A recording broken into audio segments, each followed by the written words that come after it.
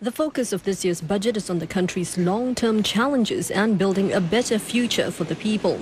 Bold moves were introduced to get companies to focus on increasing productivity, with the long-term goal of growing productivity by 2 to 3% a year. Among them, steps to reduce the dependency on foreign workers. This comes on the heels of similar measures introduced in 2010.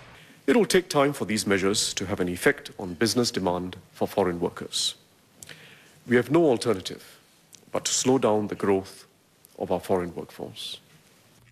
From July, the dependency ratio ceilings will be reduced for the manufacturing and services sector.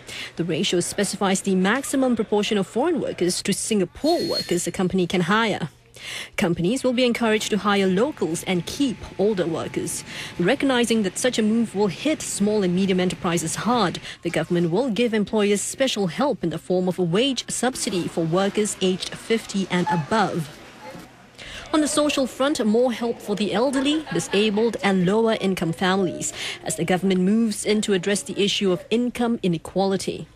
It will get more difficult to keep up this mobility in the years to come, precisely because we have achieved a very high degree of mobility in the past, amongst past generations, the parents' generation. We must therefore work harder at this. One main strategy is to reward work. To help workers with their retirement savings, the CPF contribution rates for older workers will be raised. The CPF, or Central Provident Fund, is a national pension scheme. To help the elderly unlock their assets, there will be a $20,000 silver housing bonus for those who want to move to smaller public flats. Healthcare expenditure will double from $4 billion to about $8 billion over the next 5 years. This will go into building better infrastructure from hospitals to home-based care. For the disabled, more measures to support employment. And signalling the government's long-term commitment to help low-income groups, a goods and services tax voucher will be introduced. $3.6 billion will be set aside over the next 5 years. The aim is to help the poor offset their GST expenses. It will essentially give cash top-ups to the National Health Savings Scheme and utility rebates for the lower income. We all know that building an inclusive society is not just about government redistributing resources to help the poor.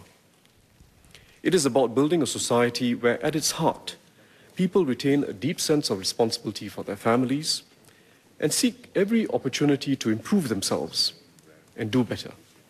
To deal with a key issue of improving the public transport system, the government will pump in $1.1 billion to ramp up bus capacity by adding 800 more buses on the roads by 2016. Imelda Saad, Channel News Asia, Singapore.